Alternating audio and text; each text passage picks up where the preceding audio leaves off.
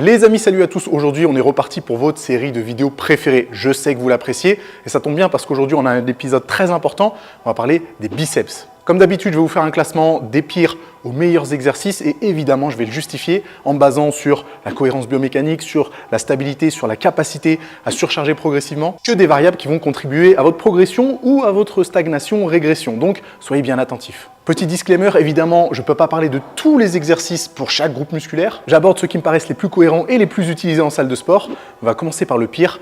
Le drag curl. En toute transparence, le drag curl, j'en ai bouffé pendant mes premières années de musculation. Pourquoi? Évidemment, je voyais les bodybuilders pro le faire dans les magazines Muscle et Fitness, Flex Magazine. Ça leur faisait des biceps absolument énormes et comme l'exercice était un petit peu original, forcément, ça nous donnait un petit peu envie de le tester. Le problème du drag curl, c'est qu'il est clairement sous-optimal pour bien travailler les biceps et il y a plusieurs raisons à ça. La première, c'est que l'amplitude est minimale. On se retrouve dans une position dans laquelle on n'est pas du tout à l'aise, on ne sait pas trop jusqu'où tirer la barre. Du coup, on transforme ça en exercice polyarticulaire. Malheureusement, les bénéfices à en tirer pour les biceps ne sont que minimes. Vous avez vu que même moi, qui ai quand même une bonne capacité d'exécution, j'ai tendance à shrugger un petit peu en position haute, donc compenser avec les trapèzes. Et ça, je m'en étais même pas rendu compte avant d'exécuter l'exercice. Donc imaginez que vous ayez un schéma corporel un petit peu moins bon que le mien et que vous ayez peut-être l'habitude de tricher un peu sur certains exercices.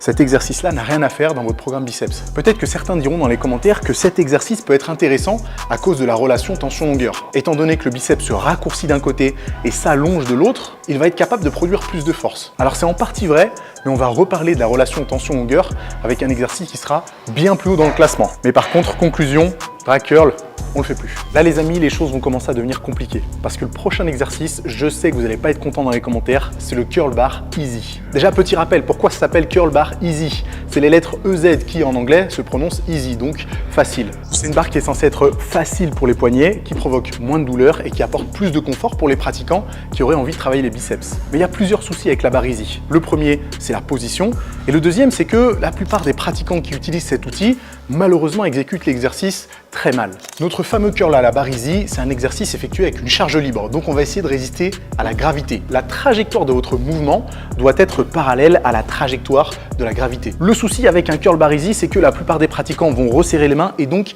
écarter les coudes, ce qui nous donne un humérus qui est en fait un peu en diagonale, alors que la trajectoire de la gravité, c'est bien vertical. Le coude étant une articulation qui ne peut faire que se déplier et se plier, et bien malheureusement, en plus d'avoir un travail qui n'est pas optimal sur les biceps, on a potentiellement des douleurs au coude qui peuvent apparaître au bout de plusieurs mois ou plusieurs années de pratique. Je sais déjà ce que vous allez me dire. La solution pourrait être de resserrer les coudes pour que l'humérus soit aligné avec la force exercée. Alors effectivement, ça pourrait être une solution, mais si vous avez un valgus du coude prononcé, ça pourrait provoquer encore plus de douleurs au coude. Je sais, c'est un peu le serpent qui se mord la queue et ça devient vite galère. C'est pour ça que je déconseille tout simplement le curl à la barre easy et je conseille plutôt des variantes comme le curl unilatéral, évidemment effectué avec un haltère. Vous allez pouvoir vous pencher sur le côté, compenser ce valgus du coude, travailler avec plus de confort au niveau du poignet et puis effectuer l'exercice avec une supination maximale. Et je vous rappelle que le biceps est aussi supinateur. Alors certes, vous ne pourrez pas montrer à vos collègues d'entraînement à quel point vous pouvez curler beaucoup de poids avec votre barre easy, mais à terme, vous aurez moins de douleur au coude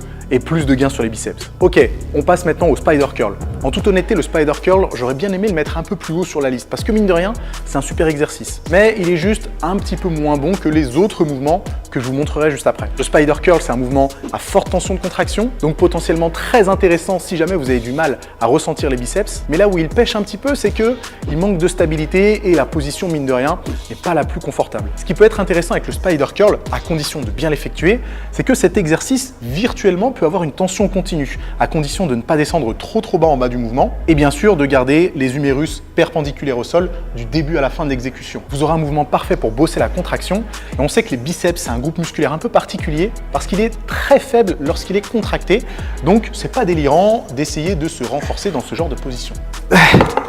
Vraiment, s'il n'y avait pas d'autres mouvements un peu plus intéressants que je vous présenterai juste après, le spider curl, il aurait fini plus haut.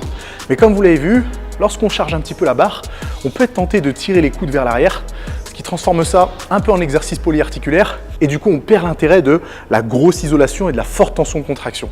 Donc si vous faites le spider curl, un exercice que mine de rien je recommande, veillez à le faire dans de bonnes conditions de stabilité. Peut-être que là derrière votre écran vous vous dites mais Nassim, pourquoi t'as pas mis le curl Larry Scott à la place, qui est un mouvement qui offre beaucoup de stabilité. Alors certes le curl Larry Scott offre plus de stabilité grâce au banc, mais la courbe de résistance n'est pas la même et c'est pas réellement un exercice à forte tension de contraction comme pourrait l'être le spider curl. Les deux mouvements restent très intéressants, mais à utiliser dans des cas de figure bien précis. On commence à arriver en haut du classement. Donc là, clairement, ce sont de très bons mouvements que je recommande vivement et que vous feriez bien d'intégrer dans votre séance biceps. Et l'exercice qui nous intéresse immédiatement, c'est le curl incliné. Évidemment, le curl incliné, je suis presque certain que vous l'utilisez déjà dans votre séance biceps et c'est une très bonne décision. Le curl incliné, c'est un mouvement plutôt à forte tension d'étirement, donc qui va être très intéressant pour l'hypertrophie. Et ce que j'apprécie avec le curl incliné, c'est qu'on peut modifier l'inclinaison du banc en fonction de sa souplesse articulaire et aussi de la longueur de son biceps, mais ça j'y reviendrai juste après. En plus de ça, il peut être effectué les deux bras en même temps ou un bras après l'autre. On peut apporter des toutes petites modifs à la technique pour en faire un exercice redoutable. Donc le curl incliné, il mérite bien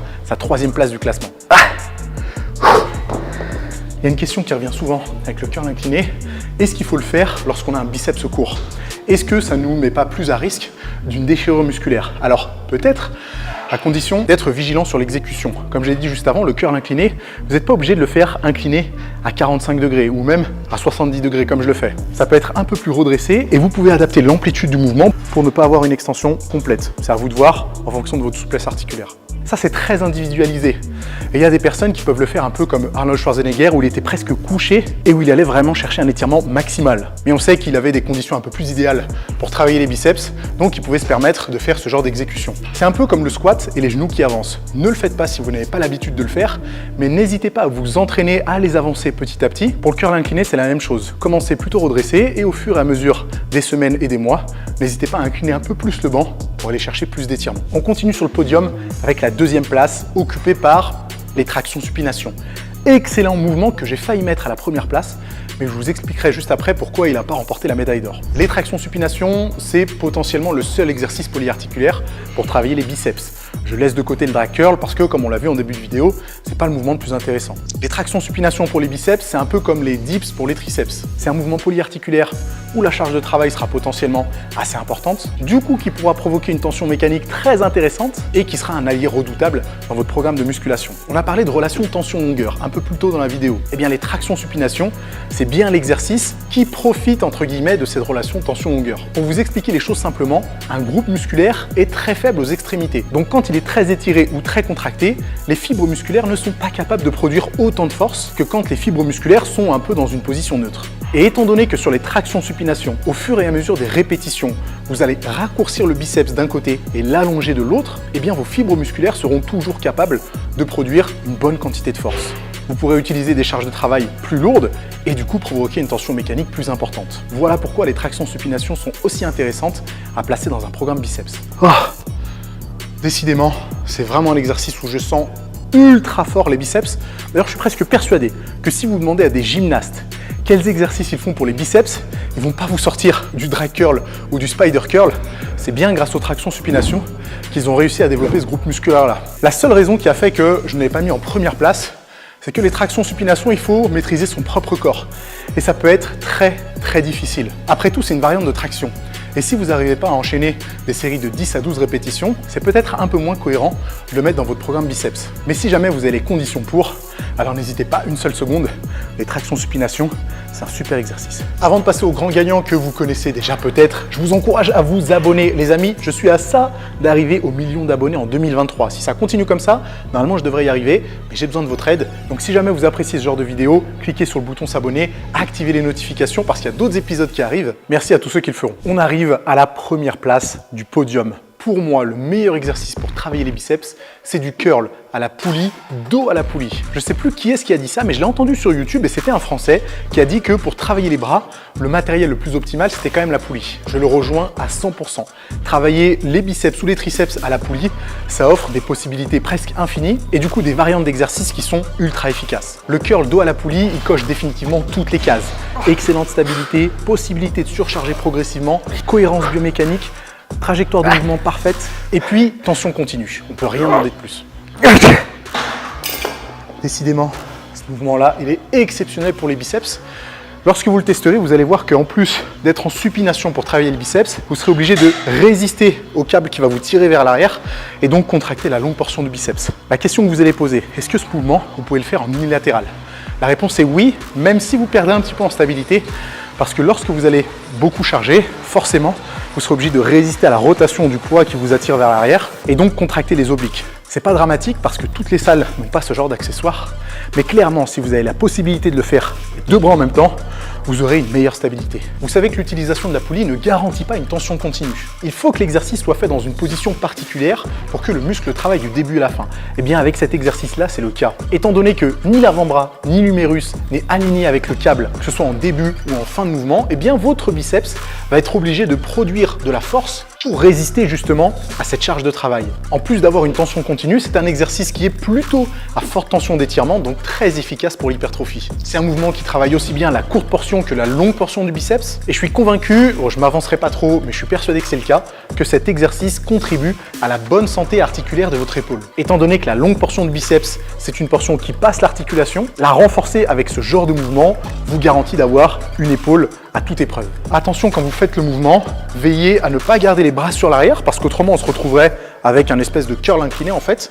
Il faut bien que votre humérus soit perpendiculaire au sol et qu'il y ait déjà une tension au début du mouvement. Je vois beaucoup trop de pratiquants se pencher sur l'avant, reculer les coudes et du coup faire le mouvement dans cette position, ce qui est beaucoup moins intéressant. Donc faites-moi plaisir, si vous voulez en tirer un maximum de bénéfices, on se redresse, on garde les humérus perpendiculaires au sol, on contracte les biceps depuis le début. Et là on discute. Qu'en est-il des autres variantes, genre le curl TRX, le crucifix curl, le curl Larry Scott que j'ai abordé très brièvement? Ce sont des bons exercices à utiliser dans des cas de figure bien précis. Et ces variantes-là, je les placerai plutôt en milieu de classement, c'est-à-dire qu'ils sont plutôt bons dans certains cas de figure et que, au contraire, ils sont un peu moins intéressants dans d'autres cas de figure. Il y a des variantes comme le curl bar easy et le drag curl, il n'y a aucune raison de les intégrer à un programme de musculation. Donc faites les bons choix, n'hésitez pas à me dire dans les commentaires si jamais vous effectuez déjà les tractions, le curl incliné et le curl dos à la poulie dans votre séance biceps, je serais très curieux de le savoir. Et j'espère que vous répondrez présent pour les prochains épisodes parce qu'il nous reste pas mal de groupes musculaires à aborder. Les amis, à plus!